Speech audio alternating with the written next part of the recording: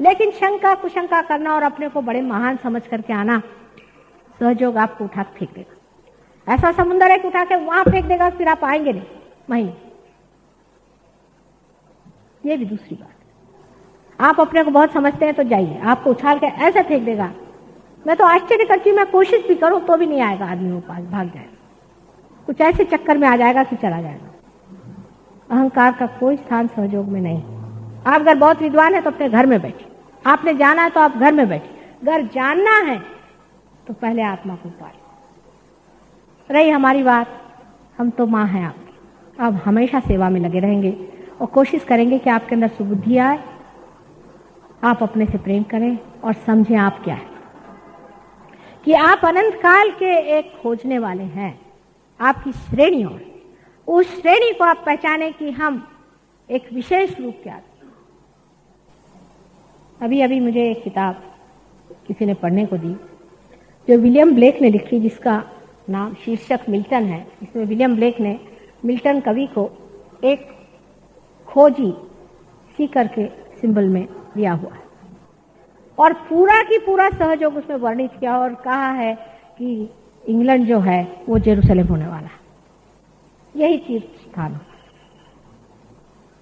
हमारे एक मुसलमान शिष्य अल्जीरिया में रहते, उनकी माँ ने कहा कि हमें मक्का जाने का है, हज के लिए पैसे दे। कल आज का मक्का जो है लंदन है, लंदन जा 250 मुसलमान वहां पार करा दे। ये जितनी भी धार्मिक घुटन है, ये धर्म नहीं है, ये धर्म के विरोध,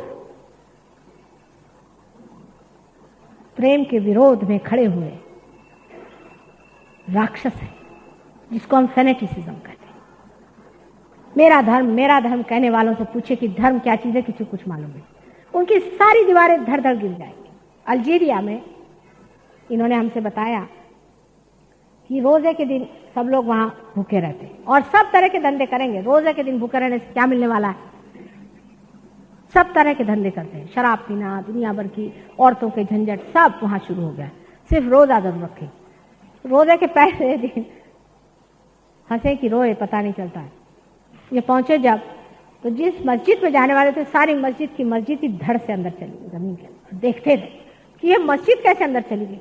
अरे मस्जिद भी क्या है और मंदिर भी क्या है, सिर्फ पत्थर तो है ना जिसके अंदर भगवान है। वो मस्जिद और मंदिर कुछ नहीं बचने वाले, और वो मनुष्य भी नहीं बचने वाला जिसके आत्मा की जागृति नहीं होगी। वो भी दिन आने वाले, इसलिए अपनी आत्मा की जागृति कर लीजिए। मैं आपकी माँ हूं, मैं आपसे विनती करती, अपने को पहचानिए, अपने को समझिए, अपने अहंकार में मत बहिए, अपने आत्मा की जागृति करके अपना परम कल्याण साधिए, अपने परम तत्व को आप साधिए। सब बेकार की बातें, हम ये हैं और हम वो हैं, हम इस जाति और पंथ और धर्म के हैं, ये सब झूठ है। आप सिर्फ परमात्मा के पंथ के हैं। और ये जिन जिन के आप नाम ले रहे हैं, बुद्ध, महावीर आदि, जिसका भी आप नाम ले, मोहम्मद साहब का, सब हमारे साथी हैं। इन पाखंडियों के नहीं, इन चोरों के नहीं, जो उनके नाम पर बड़े बड़े ऑर्गेनाइजेशन निकाल करके और पैसा बना रहे। वो हमारे साथी, वो हमारे रिश्तेदार हैं। इसलिए आप उस रास्ते पर आइए जहां पर ये असली लोग खड़े हुए हैं। इनके फूल तोड़ तोड़ करके अपने को लगा लिए हैं और कहते हैं कि हम इस धर्म के हैं, हम उस धर्म के हैं। और धार्मिकता उनसे इतनी ही दूर है जितनी कि गंदगी से सुगंध।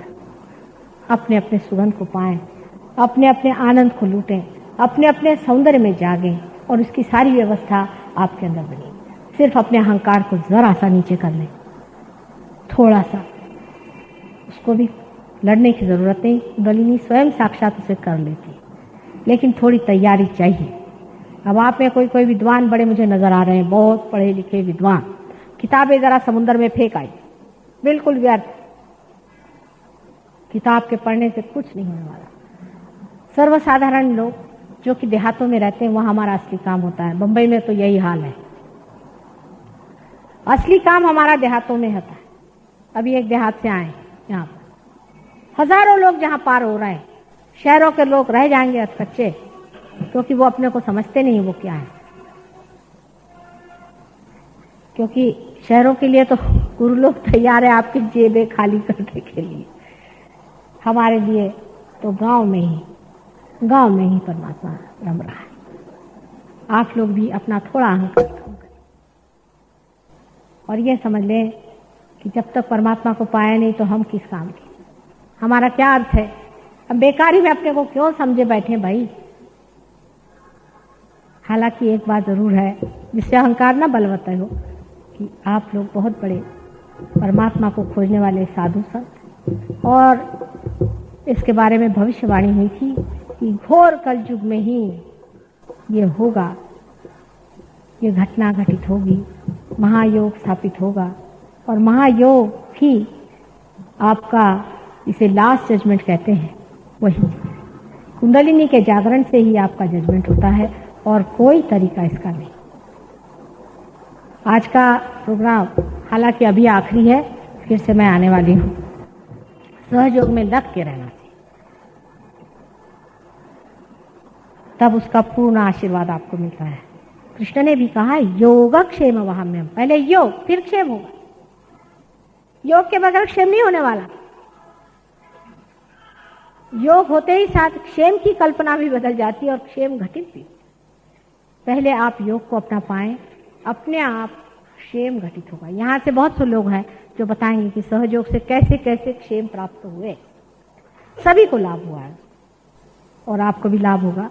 जिस परमात्मा ने अपना ही द्वार आपके लिए खोल दिया है, वो क्या आपको ये क्षुल्लक और छोटी चीजें नहीं देगा, लेकिन आपकी सारी ही प्रायोरिटी जिसको कहते हैं, सारे ही मूल्यांकन बदल जाते हैं और आप एक दूसरे ही हो जाते हैं। वही आप हो जाएं, उसमें जमे और रमे और इस बंबई में कोई तो भी विशेष कार्य करें, ऐसा मैं चाहती हूँ। हर जगह बंबई में सेंटर्स हैं और भारतीय विद्या भवन में भी एक सेंटर ये लोग चलाते हैं। जिन लोगों को सुविधा यहाँ नहीं होती है वो यहाँ आए, लेकिन आना पड़ेगा। सामूहिकता ही इसका तत्व है। सहयोग माने सामूहिकता, सामूहिकता जागरूक करना, यही सहयोग का मुख्य लक्षण है। आपके अंदर सामूहिकता आ जाती है, आपकी उंगलियों में आप पता लगा सकते हैं कि आपके चक्र का क्या अंदाज है और दूसरे के चक्र कहाँ पकड़े। आप सामूहिक हो जाते हैं, लेक्चर से नहीं कि योर ब्रदर्स एंड सिस्टर्स, ये नहीं, यू बिकम अपने आप महसूस करने, दूसरे को आप अपने अंदर महसूस करने लग जाते हैं। ये विराट का एक अंग प्रत्यंग आप होते हुए भी जागरूक हो जाते हैं और आप उसको महसूस करने लग जाते हैं अपने अंदर। ये होना होता है। जब तक ये घटना घटित नहीं होगी